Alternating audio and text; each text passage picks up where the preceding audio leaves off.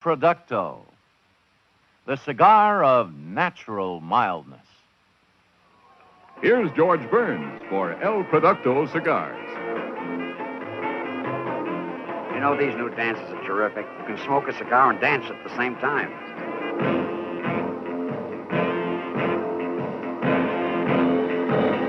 Gosh, Mr. Burns, you're good.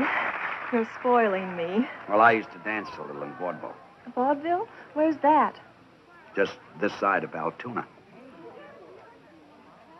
I'll tell you where I'm spoiled. That's my cigar. El Producto. Once you try an El Producto, you won't settle for anything less. That's because they're mild. Naturally mild.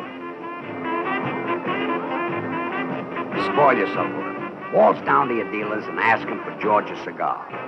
El Producto. For natural mildness in a tip cigar, try El Producto's Elegant Diamond Tip. 2 for 25 cents. For a new high in natural mildness, try El Producto's Tall, Stylish Alta. Buy 5 in the handy folder pack. The Consolidated Cigar Corporation. The symbolism of smoking objects. We are continuing our discussion and our review of Dr. Welsing's ISIS papers. As I told you, my bad. As I told you before, I had issues with my technology, so I'm bringing you chapters 11 and 12. So the symbolism of smoking objects. So let's get into it.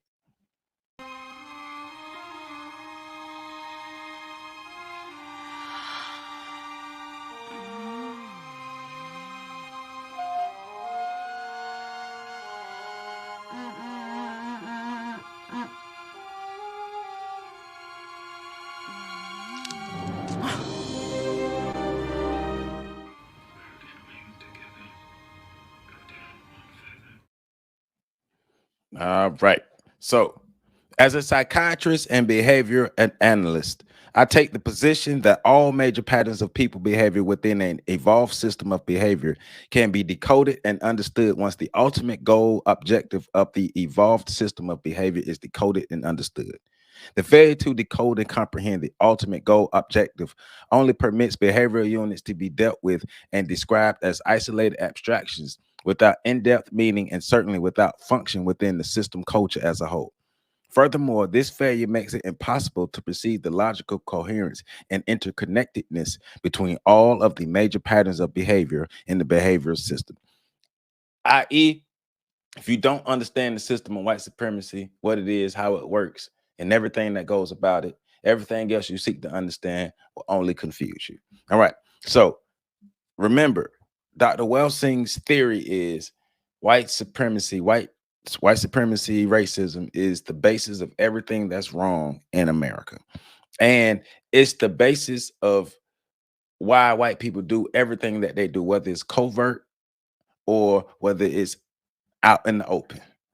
Everything they do is geared toward white genetic survival because the white people in America, according to Dr. Welsing, are making sure that they're not annihilated genetically by all other non-white people. So they have developed a preoccupation and an obsession with the genitals of non-white people, specifically black people. So let me play this again.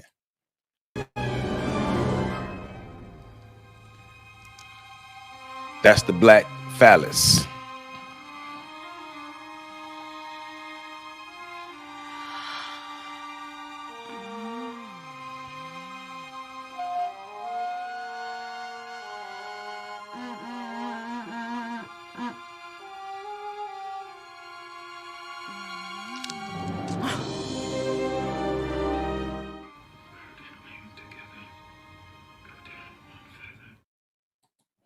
All right. So today, smoking or the oral use of smoking objects is a major pattern of people behavior in the dominant behavioral system on Earth. And at this time, this was in 1976. 685 billion cigarettes were manufactured in the U.S. alone in 1976. So she's talking about America developed an obsession with smoking objects, specifically cigars, pipes, the long brown ones, but also we know the small white cigarettes. The long brown cigars represents the black phallus, and the small white cigarettes represent the white phallus. And she's also talks about how white men understanding their genetic inadequacy. So white men also understanding that historically and just from the narratives that's out there, that the phallus of the black man is much larger than the phallus of the white man. So the white man understanding that genetically he's inadequate. So I will dominate all other non-white people, especially all other non-white males in all other areas. Now we will come back and dominate the sexual area, but we're gonna dominate in all other areas, but we will dominate in sex. We will dominate in the area of sex. And so here we are with our obsession. We're going to show you that, hey, we have the access to the big black phallus as well. Matter of fact, we can manufacture our own big black phallus, and then we can show you our prowess, because they're saying we're not only the strongest outside of the bedroom, but we're the strongest inside of the bedroom as well. She says, yet another instance of the importance of black as a symbol of male genital and genetic adequacy is the fact that the standard wedding attire for white males, for white males in the Western white culture is black, and the most formal weddings, males wear black tails, while the bride wears white. We're dressed for most other important social occasions. The white male similarly dresses in black tails, i.e. black tie. Black tails and the black tie. Although the tails hang in the back, they remain phallic symbols. Similarly, ties, also usually colored black, are phallic symbols in a behavioral system that believes that clothes make the man. The implication is that Mother Nature, in the case of the albinos, failed in some respect, right? Same thing I was saying earlier. So since nature didn't give the white man the genetic dominance that he craves, then the white man will go out and seek his own dominance. He would create his own dominance. He would create his own images and symbols of virility, of genetic domination. We have the most potent phallus, but not really. So because we don't have the most potent natural phallus, what we can do is manufacture our own phallus that is the most potent, and that phallus will be connected to all other aspects of our society. And we will show it to you constantly. We're going to constantly show you phallic symbols and show you why we are obsessed. They are obsessed with the big black phallus, right? So white males also believe that they look more virile, and attractive when suntanned or browned or bronzed. So we know the idea of paleness compared to melanin.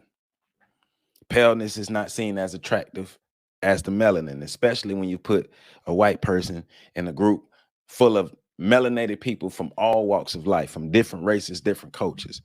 That white, not and we 2 videos ago I read you the excerpt from Edgar Allan Poe, and even Edgar Allan Poe was saying that whiteness compared to the other races is seen as not as beautiful.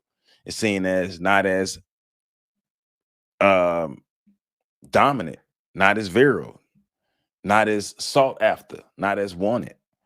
So just as the important ball games fall into 2 series, the large black and brown and small white balls, all major smoking objects in the white supremacy culture fall into the same 2 series: large brown cigars and pipes and small white cigarettes. Once again, the big black phallus versus the little white phallus. The little white phallus is jockeying for position. The big black phallus is in position, but under assault, because the little white phallus wants to control every aspect. Remember, all 9 areas of human activity. All 9 areas of human activity. Go back and watch the video. See the clip right here. See the clip. The video we just dropped Friday, talking about our HIV rates. They want to control everything sexually. It's about being in power in every aspect of human activity. So furthermore, the ball games played by the supposedly more virile men entail the use of large brown balls, while the smoking objects chosen by these men who wish to view themselves and be viewed as powerful, virile, and important are large brown smoking objects, cigars mainly, but also pipes. The more successful you see that men are, you start to see them with cigars in their mouth when they win championship cigars. I notice even black, a lot of cats who I grew up with come from the hood. They get into these spaces and everybody starts smoking cigars. The cigar is a symbol of success. The big brown phallus. You need to put the big brown phallus in your mouth and smoke it because that is a symbol of success. Whereas, and now she also goes on to say, whereas I maintain that the brown and white balls used in the ball games and the white supremacy culture are symbols of the black and white testicles, respectively. I maintain further that the brown and white smoking objects are similarly symbols of the black and white phallus, the penis together. The balls and the ball games and the smoking objects constitute a highly important symbol package of the complete male genitalia, the penis and the testicles. Because think about it. When you I know you see a football player,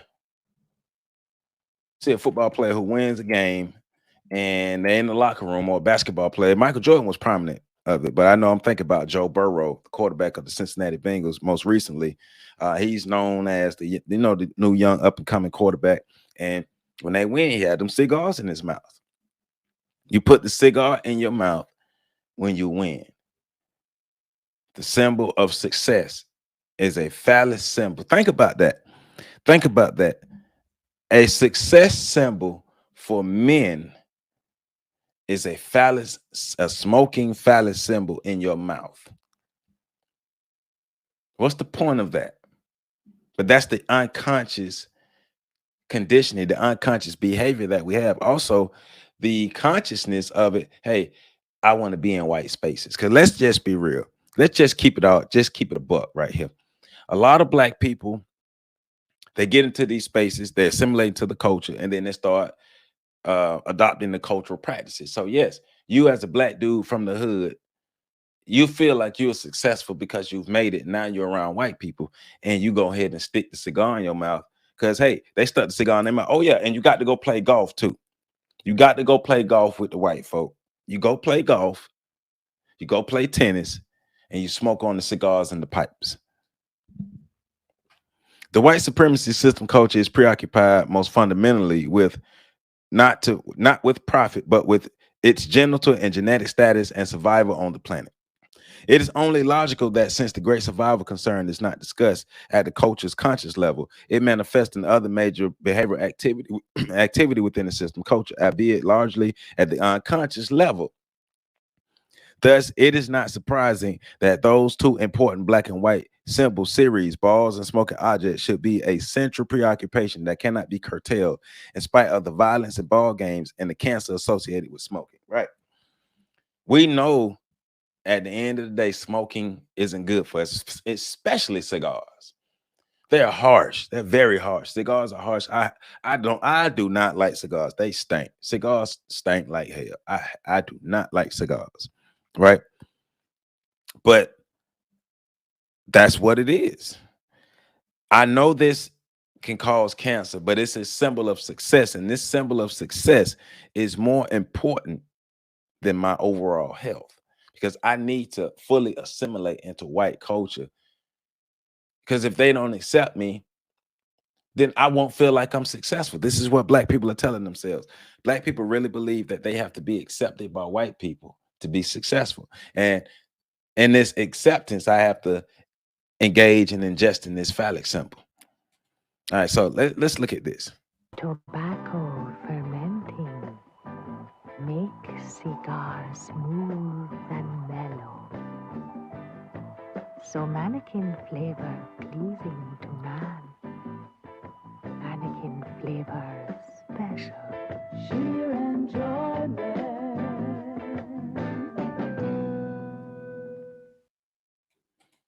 Had to make it sexual. Had to make it sexual. Why it's a phallic symbol. It is a phallic symbol. So there will be sex and sexuality tied into it. The habitual pattern of placing the symbolic phallus in the oral cavity is one example of symbolic compensation for sense male genetic and genital inadequacy. I'm read that again. The habitual pattern of placing the symbolic phallus in the oral cavity is one example of symbolic compensation for seasoned male genetic and genital inadequacy. To make up for my inadequacy, I have to show you that I have access to the big black phallus. And if I have access to the big black phallus, matter of fact, if I can dominate the big black phallus, then that makes me feel like I'm superior. The white man is saying that the white man who understands his genetic inadequacy is understanding that I have to dominate the big black phallus, even the inanimate objects that represent the big black phallus. I have to dominate those. I have to possess those. Remember that, not just dominate, I have to possess those objects. Remember, stating back to when black men were hung and castrated, they would castrate the men and keep the body parts. They would castrate the man and keep the phallus. What type of madness is that? What type of crazy shit is that? Think about that. You cut a man's phallus off and put it in a jar and put it on your shelf for generations to see. That's sick. Male homosexual acts of placing the penis in the rectum or in the oral cavity also achieve symbolically the results of internalizing and ingesting through gastrointestinal tract openings male substance. In this instance, what is internalized is the ejaculate, which parallels the inhalation of smoke and the swallowing of saliva when mouthing a cigar or a pipe. Look at right, going back to this, going back to this, going back to this. Ingesting the phallus, orally pleasing the phallus to the point to where he's aroused. It's a phallus symbol. It's what they do. This is given to you in a joke form, but it's not. It's real. A lot of truth is told in jokes.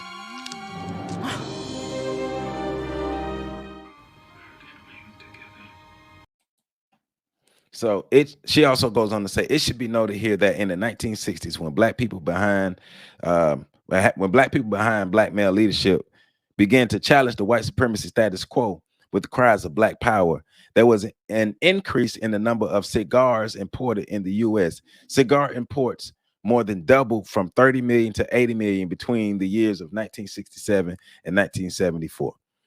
Large numbers of people also began to smoke small, long, and dark brown cigarettes.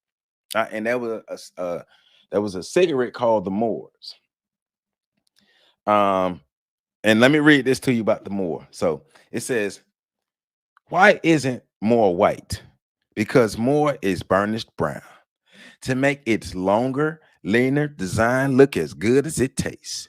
When it comes to the taste of Moor, you can enjoy its smooth mildness longer because Moor burns slower. So Moor doesn't end with just good looks. There's lots of good taste as well. It's like any really good cigarette, only it's more. Well, who are the Moors again?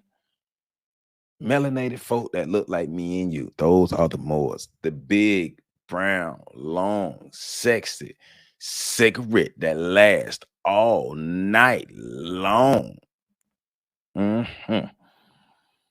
Phallic symbols is connected to sex.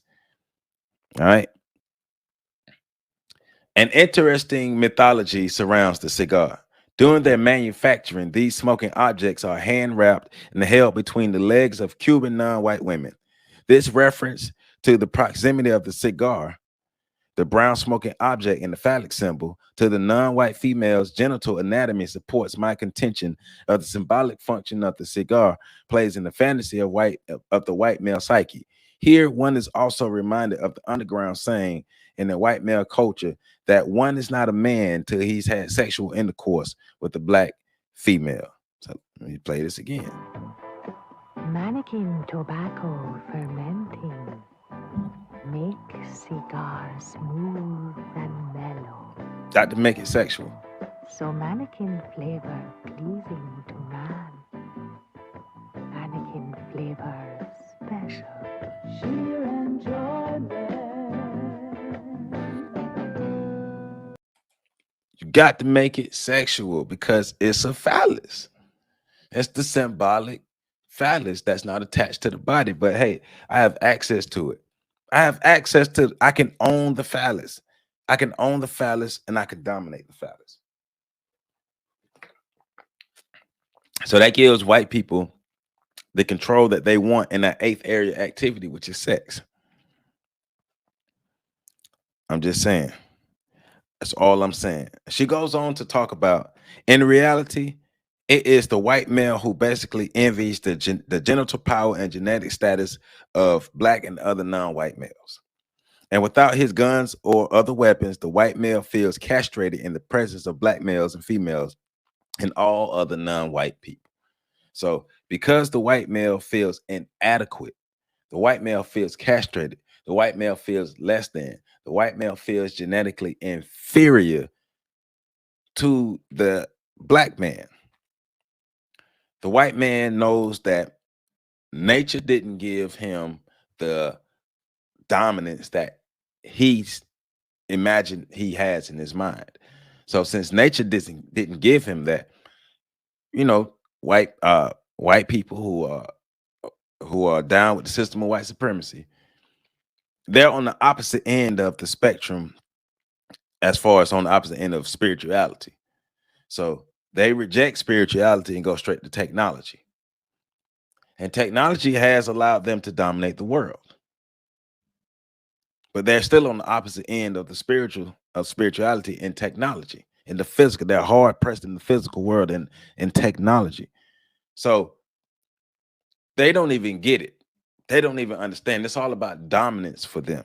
They have no connection to nature the same way we do. So they won't see us the same way we do. But at the same time, we can't allow our connection to nature to make us weak and to make us keep be forgiving and trying to understand the white man so we can better relate to him. Nah, better understand them so we can resist them. All right.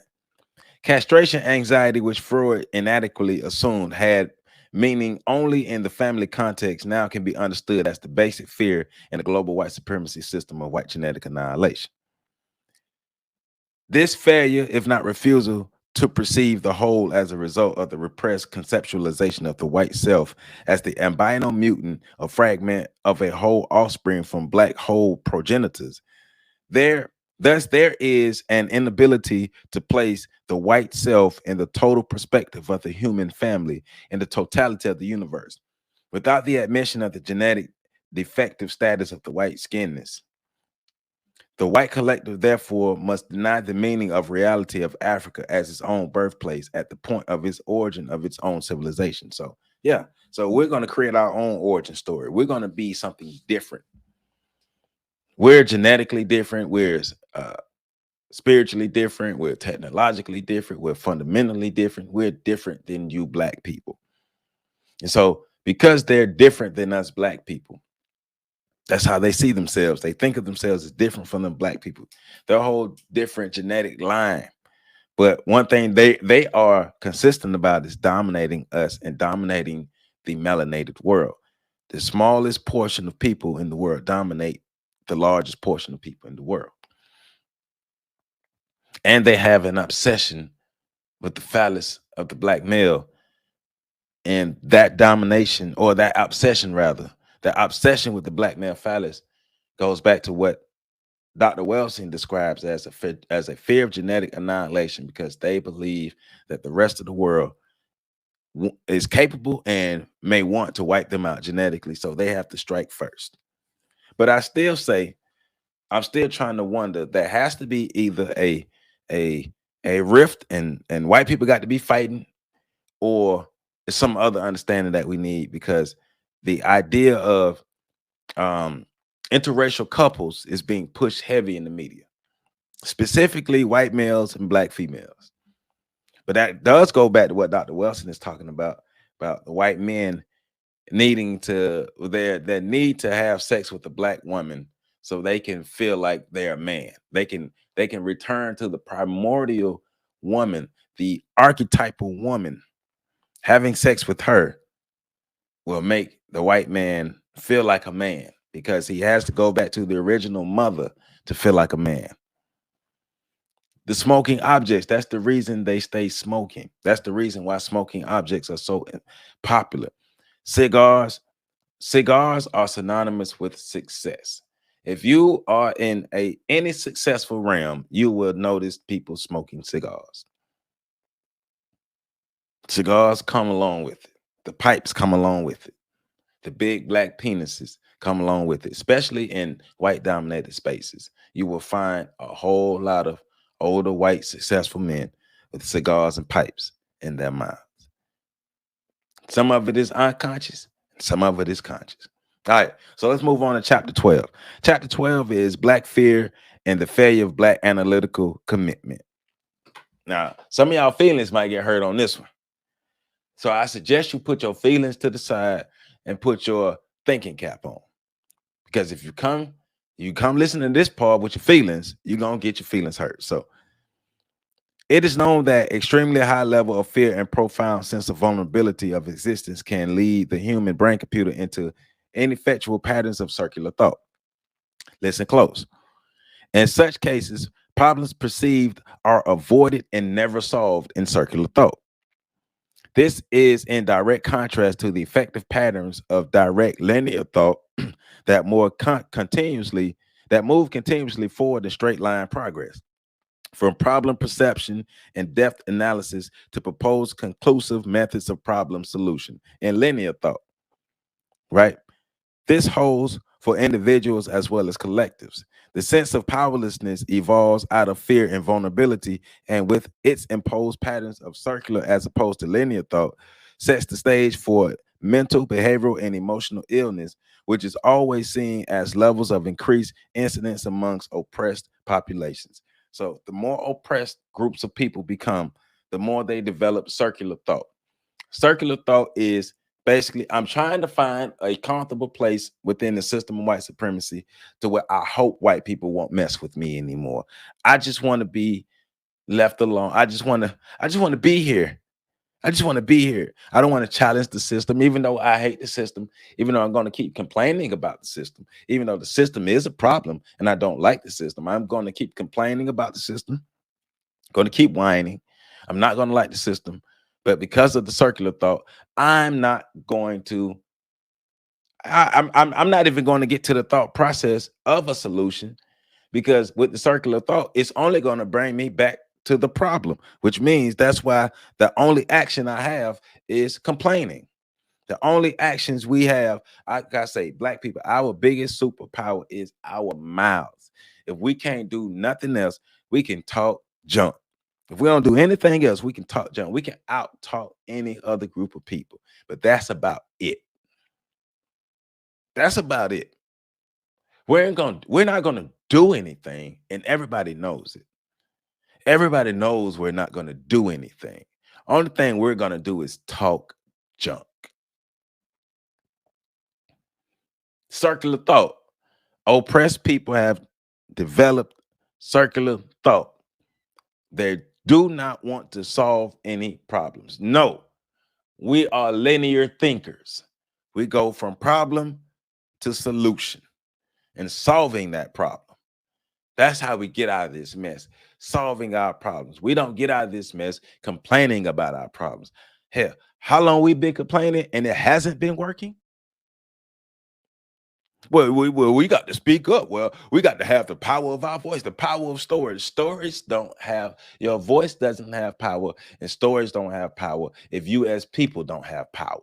Nobody gives a damn about your voice and your stories if you can't do nothing about it. I'm so sick and tired of black people talking about the power of this, the power of that, and we lack actual basic group power.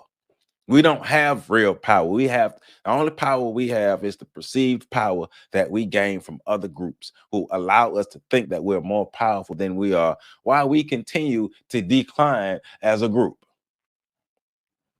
Circular thought means moving from problem perception away from problem solution down a diversionary path and back again to problem perception, what I just talked about. This may be followed by worrying and obsessive complaining. Black folk, There is never consistent motion towards problem solution because to do so would challenge and alter the power dynamic of oppression. Thus, high level fear is set in motion. Oh man, if you challenge the system of white supremacy, what are the consequences? What are the historically? Historically, what are the consequences for black people, male and female, who challenge the system of white supremacy? Well, we know what the consequences is: deletion. That's like every black person in America who's had any type of cognitive thought, real cognitive thought at any point, they understand. Everybody know, all non-white and non-white people, everybody know what the solution to all of this is. Everybody know what the real thing that people should do to come together and do. Everybody knows that, but nobody will say it. Nobody will say revolution. Nobody will say it. Nobody will talk about revolution. Nobody will talk about America needs to start over. The current governmental structure, the current way America is ran, the world is ran, the way white Western culture is ran, it has to end, and it has to be replaced with a system of justice. That's what Neely Fuller talks about. The system of white supremacy being replaced with a system of justice. Everybody knows that. But how many people are actually working toward that? How many people have linear thought? Linear thought to go from problem to solution, not from problem to complaining. Nobody give a damn about your complaints, black people. That's why we're continuously losing our position in this country. That's why we're continuously getting worse in this country. Things that don't let social media fool you. I'm gonna have to do a video on that, like looking at stuff at social media and then showing the real statistics. Don't let black folk, do not let these lying ass people on social media fool you. Black people as a whole, we are not doing good. We're not doing good. Most of us, we're dumb. We're dumb, and especially in the economic sense, we're dumb. Yes, I said that black people in America are dumb, especially in the economic sense, because we keep giving up our money. I saw a video on TikTok the other day. Shout out to that brother. He was talking about how black people keep talking about we don't like white supremacy. We want to end white supremacy. We want it to be over. But 98% of the money that we spend supports the system of white supremacy. Make that make sense, black folk. Make that make sense. You're tired of white supremacy. You're tired of the system. You're tired of racism. But yet, the first chance you go out and fund somebody white. The first chance you get, you have to have that Gucci. You have to have that Louis. You have to have your Prada, your Michael Kors bag, your Birkin bags, all the other dumb shit that y'all buy. You have to have your Benzes, your Mercedes, your Bugattis. You have to have all the white supposed luxurious brands. You have to have it, because if you don't have it, you don't feel successful. You don't feel like you've arrived. You don't feel like you're somebody if you don't have the white validation. You have to have white validation to feel like you're successful. And you know you do. You know you do. And that's the problem. That's the problem. You need white acceptance. Black folk, we need white acceptance to be somebody in this country, which is a damn problem. But at the same time, we're too afraid and too chicken shit to stand up and fight for what we really need to fight for. We'll fight ourselves. We'll fight ourselves all day. Black people are the most gangster against other black people. But when it comes to other groups of people, we soft.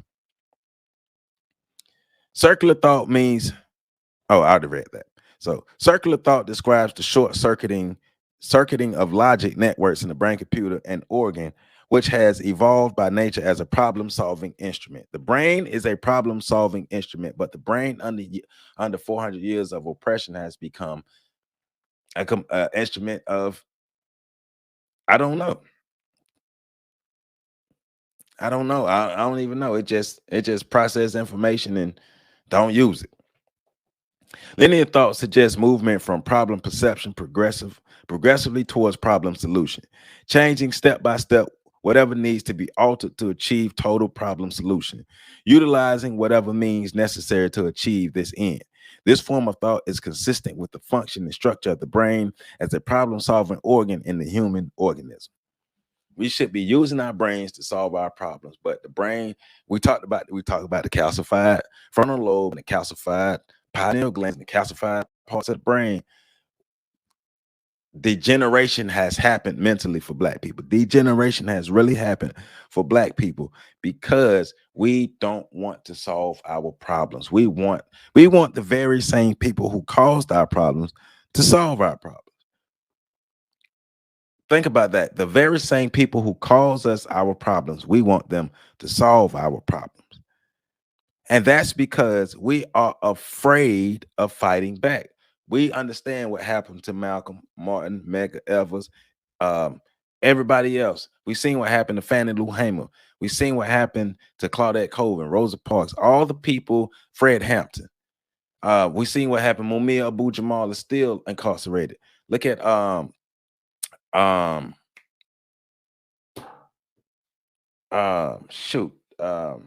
Assata Shakur. That's what I'm thinking about. Look at Assata Shakur, still seeking refuge in Cuba.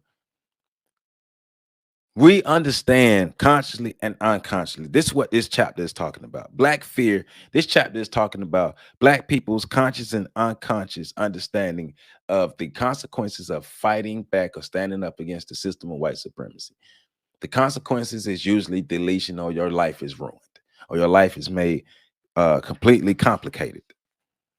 And that's because we don't have any. Usually when people go out and fighting for us, we let them go out to fight for us by themselves. They have no real support from the community, from a larger part, even the smaller part. They don't really have the support that they need. That's why they are vulnerable.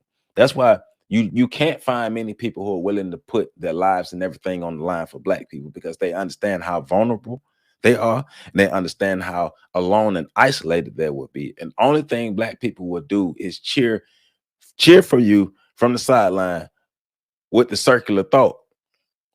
With circular thought, not with linear thought. They'll cheer for you from the sideline with circular thought.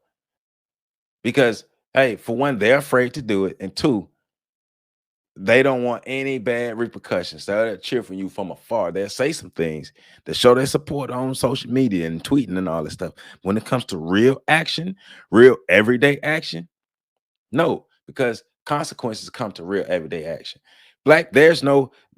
White people don't have to have a punishment or a consequence for black people posturing these days, other than, hey, we're not going to invite you to our stuff. We're not going to invite you to our events. We're not going to let you in our clubs. But there doesn't need to be a consequence for black posturing or black speaking up or speaking out, because ain't nobody going to take no actions from the speaking that people are doing, because people are afraid. Black people are afraid to fight for what we know is ours, our basic human rights. We're afraid to fight for it. Because guess what? If we gain control, then we have to be what? Responsible. We have to grow up and we have to be accountable. Because, yeah, if you gain control, it means you have to actually run the society from the infrastructure, from the most bottom fundamental part of the infrastructure to the highest, from the bottom to the top. You got to run a full society. Somebody got to be willing to get their hands dirty. Somebody got to dig the ditches. Somebody got to pick up the trash. Somebody got to go in the ground. Somebody got to climb the skyscrapers. It's total responsibility. We will be in total control. We'll be fully responsible for our way and our quality of life and the culture that we build. Now, one of the reasons why we are not going to fight back is because the culture that we have, the culture of fear, black fear. We have been cultured over the years to fear fighting back because the consequence will be deletion. Black fear. Black America has to wake up. We have to be brave. We have to be brave. We have to stop complaining about everything. Stop complaining. Like I was telling a coworker earlier this week. She came complaining about something that ultimately she was in the wrong. But she came complaining about, she was vehement about the situation that happened. So my question was, okay, well, you got all that bravado. You got all that in your chest. What you gonna do about it? Well, I'm not really gonna do anything. Well, why the hell you wasting my time complaining about it? I'm so sick of black people complaining That's all we do is complain, complain, complain, complain, complain, complain, complain. And everybody know we ain't gonna do nothing about it. It's time to do something different. It's time to be brave. Stop being mad at the younger generations for how they behave. We made them soft. We made them lazy. We gave them a sense of entitlement. We gave that to them. We taught them how to be unproductive. We taught that. We know all the hey, do as I say, not as I do. That means, hey, I'm an adult and I'm going to do these things that I want to do, even though I'm going to try to put discipline and structure into you, even though I don't have discipline and structure. I'm going to try to put that discipline and structure into you. I don't have to change. In order to be a great leader of young people, you have to be a great person. You got to be the best person you can be. Yes, you have to grow up and you have to change who you are. You have to become a better version of yourself. The kids will never know how to fight back and fight for what they need to get past just this circular thought, just get past this complaining stage. Our youth would never know how to get past this complaining stage if we don't teach them how to do it. Hell, we have to learn on the job. Nobody ever taught us. Fine. We are damn adults now. We have to learn on the job and learn how to get out of this circular thought, get more to linear thought, and solve our damn problems. And then teach our youth how to do that. Stop being afraid. Fear is not doing nothing but making things worse for us. The life of most African Americans and black people in America is getting worse. Overall, it's getting worse. Your individual life may not be, but the black people around you is getting worse. And racism is a team sport. No matter how you feel about it, no matter how you think about it, no matter how you want to say it, racism is a team sport. And when we don't have a team, we don't have a team. Black America is not a team. Black America it's just a title. It's just a title. We're black people in America. We're not Black America. We don't have a team.